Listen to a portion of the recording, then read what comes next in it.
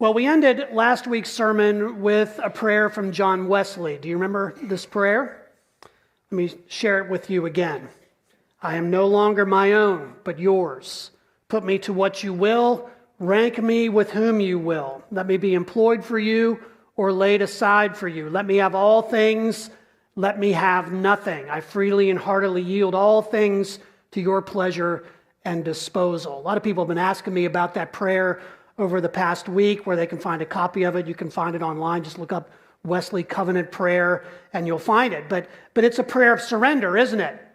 It's kind of a dangerous prayer. You're putting everything in God's hands, giving over your circumstances to God, knowing that God is working for good, even when we can't see it right away. But the thing about this prayer is that it's not just about circumstances, it's also about timing. It's a prayer that surrenders not only your circumstances, but the timeline for God to work. In that sense, it's a prayer akin to what happens when we pray for patience. You ever prayed for patience? I think that's the most dangerous prayer you can pray. Why? Because it's the prayer that God always answers by giving you an opportunity to exercise said patience. You will always have a chance to do so. Patience is one of the fruits of the Spirit that Paul talks about in Galatians. It's a fruit of the Spirit because patience is not something that comes naturally to us. I don't know if it comes naturally to you. I know it is not part of my nature. I hate anything that involves a waiting room, a line, or any place where I have to be a patient. Anyone else? Anyone else? Yeah. We're not naturally patient people. And we're not naturally patient people because we are creatures bound up in time. Our lives are governed by the clock, by the calendar. And that sense of time tends to put a sense of urgency on everything in our lives. Think about the ways we talk about time. We talk about time as though it's a scarce commodity. Do you have time? I don't have time. I can't find the time. Time waits for no one. Time is money. I'm running out of time. We treat it as though it's something that's going away from us. Patience, who has time for that? But it's a fruit of the Spirit precisely because it's part of a different conception of time. Biblically speaking, there are two kinds of time represented by two Greek words. Chronos is chronological time, clock time, the time of which we never seem to have enough, even though we're all given the same 24 hours a day. But kairos, on the other hand, is divine time. It's God's time in which things happen not according to the clock or the calendar, but according to God's perfect timing. Kairos is at work when we read passages like 2 Peter 3:8. Do not forget this one thing, dear friends, with the Lord, a day is like 1,000 years, and 1,000 years are like a day. Or Romans 5:6. You see, just at the right time, kairos, when we were still powerless, Christ died for the ungodly. See, God's time is the right time for things to occur. The right moment for God's good creation. Patience is a fruit of the Spirit because it brings us into that kairos time, believing that God will do the right thing at the right time. It's patience that Joseph will need as chapter 40 of Genesis opens. Now, Dave just read a slice of this text, but we're covering 2 chapters here today because this is a sort of a central part of the story, and we're going to look at this in a little bit of detail. But remember, when we left Joseph last week, he was in prison, falsely accused of sexually assaulting his master's wife. But even in prison, Joseph continues to focus on what he can control, and he becomes the top prisoner in the jail in charge of all the other ones. But it's still jail, and he's still a slave. How long was Joseph in jail? We don't know, but it's interesting that chapter 40 opens with the phrase, sometime later. Now, what is Joseph doing? He's doing time. But he also seems to be making the best of it. When the king's cupbearer and baker are both thrown in prison for some unstated offense, I don't know if a souffle fell or something, I don't know. Joseph attended them. He's still serving even while suffering. Now, the thing about the cupbearer and the baker is these are two powerful men. These are men who are close to the king. They're responsible for what the king eats and drinks. So they're kind of like part of the security force. But coincidentally, for whatever reason, they're in prison and they both have dreams. We've already seen how dreams drive the story of Joseph, that he's a dreamer and he seems to understand that dreams are a product of divine revelation. The king's officials, though, are troubled by their dreams because there was no one to interpret them. Now, is it a coincidence that Joseph, who was intimately familiar with dreams, just happens to be there at the right time? I think not. Joseph has made the best of his time in prison, and he's prepared when opportunity arises to interpret these dreams. And just like he was with his brothers, Joseph is pretty blunt about the interpretation. So the cupbearer has a dream about 3 vine branches yielding grapes, and he takes those grapes and he fills Pharaoh's cup. That's the dream. And Joseph says, well, that's a good sign. In 3 days, he says, Pharaoh will lift your head and restore you to your position. All right, good favorable interpretation. But the interpretation Joseph gives comes with a request for the cupbearer as well. But he says to the cupbearer, when all goes well with you, remember me and show me kindness. Mention me to Pharaoh and get me out of this prison. I was forcibly carried off from the land of the Hebrews, and even here I have done nothing to deserve being put in a dungeon. See, Joseph doesn't let the moment go by without seeing an opportunity to change his circumstances. Now, we talked last week about ways to get out of the pits that form in our lives, some of our own making, some not. But one of the ways we consistently do that is by constantly cultivating hope. Our attitude, remember, determines our altitude. Joseph sees a way out because of the kindness he has given to a person who is at the king's side all the time. Perhaps he was put there for such a time as this. The baker, on the other hand, has a dream that is less hopeful. He dreams of 3 baskets of bread on his head, and birds land and eat out of them. The 3 baskets, Joseph says to him, represent 3 days. But Joseph says to him, well, your head is going to be lifted up, but in this sense, it's not symbolic. He's literally going to be beheaded, and his body will become food for birds. Tough news for the baker. 3 days later, Joseph's interpretations of the dreams come to pass. The cupbearer gets his job back. The baker gets impaled. Pretty terrible way to go, right? More importantly, however, is the fact that the chief cupbearer forgot everything about Joseph. Forgot the one who gave him the hopeful interpretation to his dream. He forgot Joseph altogether. Now, chapter 41 opens by telling us that 2 full years pass by. That's a long time when you measure it by the clock or by the calendar. Things are not happening fast for Joseph.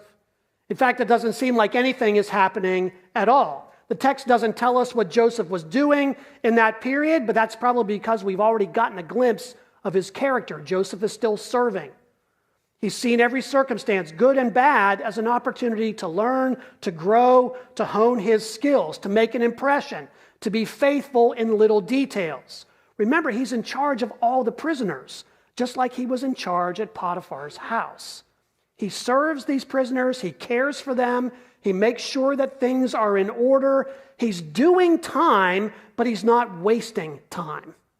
He's waiting for the right moment, for God's moment, believing that it is coming at the right time. And then suddenly, the moment is at hand. Pharaoh has 2 similar dreams. Now, if you have 2 dreams that are very similar, that's an indication in the ancient world that there is a divine revelation coming. There's something very important being done here. One of the dreams is about 7 fat cows grazing by the Nile, and then suddenly 7 skinny cows come along and they eat the 7 fat cows. Now, I want you to imagine a dream about cannibal cows. That makes a dog getting a Sprite look very tame by comparison, right? Well, he wakes up from that dream, he goes back to sleep, and he has another dream about 7 healthy heads of grain growing on a single stalk of wheat, but then 7 other heads of grain, thin and scorched by the east wind, rise up and swallow the healthy heads. What could it all mean? Pharaoh sends for his wise men. They can't interpret the dream. But then the cupbearer seemingly wakes up to his own memory. Oh yeah, I forgot. Forgive me. I remember there was this Hebrew slave with me in prison. And he interpreted our dreams, and they came true. I'm here, right? So here I am, and the baker, his dreams were wrong, and you were right, king, to impale him or whatever you did to him. That's what happens. But I do remember this Hebrew was able to interpret dreams. And so the Pharaoh sends for Joseph, who washes up and is brought to the palace. And we pick up the story at verse 14 in chapter 41. Pharaoh said to Joseph, I had a dream. No one can interpret it. But I've heard it said of you that when you hear a dream, you can interpret it. Now listen to what Joseph says. I can't do it. But God will give Pharaoh the answer to he desires. Once again, Joseph gives God the credit in a moment when he could have claimed glory for himself. Joseph is humble. He's listening to God. No doubt he spent a long time in the pit, in the dungeon of the prison, honing that skill of listening to God. Well, Pharaoh recounts these 2 bizarre dreams, and Joseph interprets them. The 2 dreams are one and the same, Joseph says. 7 years of great abundance were in store for Egypt, followed immediately by 7 years of famine. The reason God gave Pharaoh these 2 dreams is that, verse 32, the matter has been firmly decided by God, and God will do it soon. So there's a crisis coming. Joseph, though, doesn't stop there. Not only does he interpret the Pharaoh's dream, he offers Pharaoh a solution. He moves from interpretation to application, and he gives Pharaoh some advice. Here's what you should do, Pharaoh. You should appoint a wise man and put him in charge of the problem. Have him set aside 20% of the harvest during the 7 years of plenty so that there will be a big food reserve for the 7 years of famine. That will save Egypt from starvation. And the plan seems good to Pharaoh. Can we find anyone like this? One in whom there is the Spirit of God, he asked his officials. And it just so happens the right man is standing right in front of him. Look at verse 39. Pharaoh said to Joseph, since God has made all this known to you, there is no one as so discerning and wise as you. You shall be in charge of my palace, and all my people are to submit to your orders. Only with respect to the throne will I be greater than you. So Joseph, in a single day, goes from the prison to the palace, the second in command in all of Egypt. He's given the Pharaoh's signet ring, which is a sign of his authority. He's given a gold chain. He's given a chariot to ride in. But notice also in the text, if you're looking at chapter 41, Joseph is given robes of fine linen. Echo, Joseph stripped of his robes twice. Now he's restored. His royal dreams have come to pass. But it's not just Joseph that is restored and elevated. It's that it happens at the right time for Egypt. And not just for Egypt, but for the whole Mediterranean world. Egypt was long considered to be the breadbasket of the region. Even in Roman times, the Romans relied on the dole, the grain dole that was coming from Egypt to Rome to feed the people of Rome. That's one of the reasons why Julius Caesar and Mark Antony are fooling around with Cleopatra. They want the grain. This is a critical moment. And Joseph is the right man at the right place at the right time. He successfully executes the plan. He collects and stores the produce. And along the way, he's given an Egyptian wife, and he has 2 sons of his own who will play prominently in the story later. But the names Joseph gives these boys tell us of his state of mind at this time in the story. The first son is named Manasseh, which means forgetting. Joseph gives him that name because he says, God has made me forget all my trouble and all my father's household. So what Joseph is doing here is he's putting his past in perspective. But as we will see, his forgetting isn't simply about putting everything aside. It's about putting away the negative because he sees that God has been at work despite the suffering and difficulty. The second son is Ephraim, which means fruitful. He gets that name because Joseph says, God has made me fruitful in the land of my suffering. So if you put those two together, what do you get? Fruitful forgetting. That's an interesting juxtaposition. Joseph could have dwelt on his suffering with bitterness, plotting revenge, wallowing in self-pity, but instead, he forgets the bitterness and disappointment. He sets it aside because he sees everything that's happened to him as part of God's purpose, preparing him for this moment. It's not that God willed it on him. It's not that the scars don't go away, but God used that suffering, that experience, to put Joseph in a position of power for which he was now uniquely qualified. Joseph's teenage dreams of royalty had to be forged in the crucible of suffering. Those who have suffered and survived are able to speak uniquely into the suffering of others with compassion and grace. Henry Nouwen calls this being a wounded healer, someone who's been wounded, and yet they can show their scars to others as a reminder that God is at work regardless of the pain. Joseph is about preserving people in a difficult time because he has been preserved. He was planted in the dark and dirty dungeon of a pit and a prison, and yet he grows and he emerges as a fruitful agent of God's purpose. Joseph has been patient. He's trusted God through this whole process, and now he sees why it all happened.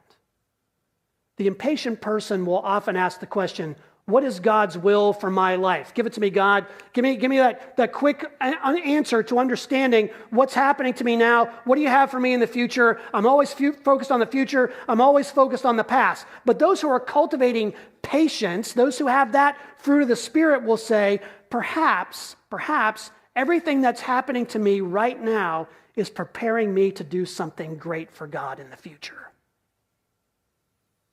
Joseph was ready when the kairos moment of God was perfect.